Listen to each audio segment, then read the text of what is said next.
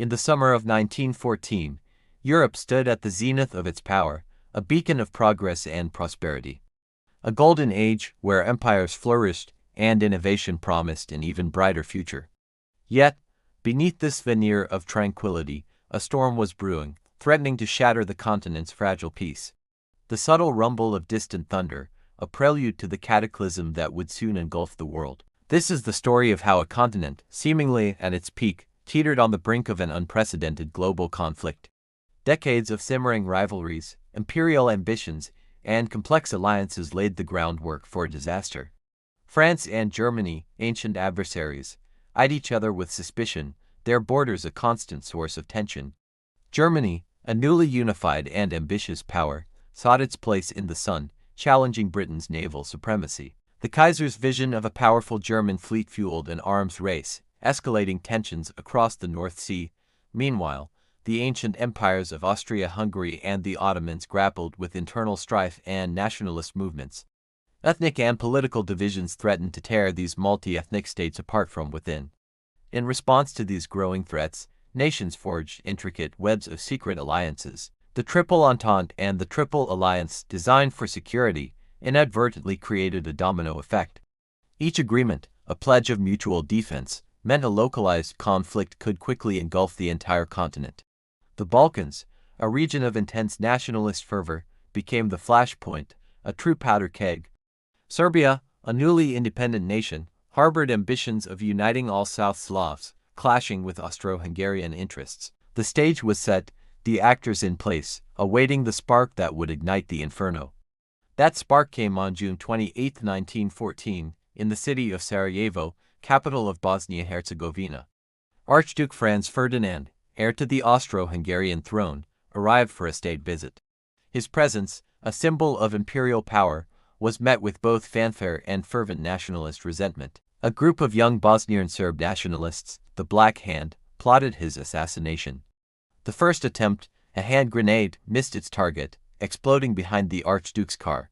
Chaos erupted, but the Archduke, shaken but unharmed, continued his procession.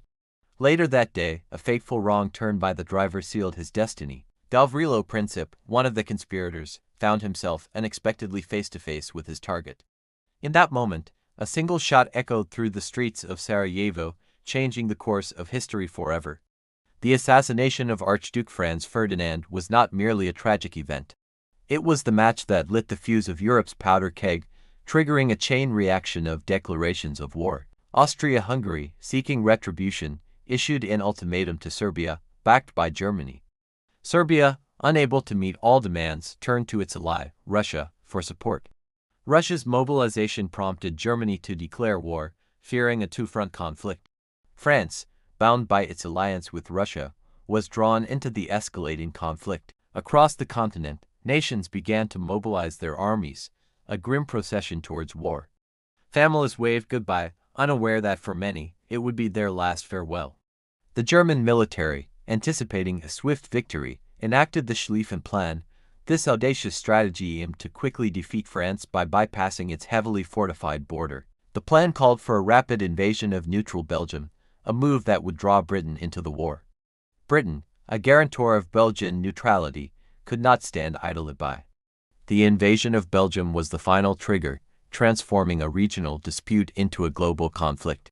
The summer of 1914, once filled with hope, descended into the grim reality of total war. The world would never be the same. This was only the beginning of a conflict that reshaped the 20th century. The initial clashes were brutal as armies, equipped with new technologies, met on the Western Front. The Battle of the Marne halted the German advance, leading to a stalemate and the birth of trench warfare. On the Eastern Front, Russia mobilized its vast forces, engaging Germany and Austria-Hungary. The war quickly spread beyond Europe, as colonial empires brought their global territories into the fray. Naval battles raged across the oceans, disrupting trade and challenging global dominance. The human cost was immediate and devastating, as millions were conscripted into service. New weapons, from machine guns to poison gas, transformed the nature of warfare. The initial optimism quickly faded, replaced by the grim reality of prolonged, brutal conflict. Civilians on the home front faced rationing, propaganda, and the constant fear of loss. The war became a total war, demanding unprecedented sacrifices from entire societies. As the years dragged on, the initial causes seemed to blur, overshadowed by the sheer scale of destruction. The world watched in horror as empires crumbled and millions perished. The Great War, as it became known, left an indelible mark on the global consciousness. It was a conflict born from a complex web of ambition, fear, and miscalculation. A stark reminder of how quickly peace can unravel when diplomacy fails and tensions ignite. To understand our present, we must look back at the origins of this pivotal moment in history. Join us as we continue to explore the profound impact and lasting legacy of World War I.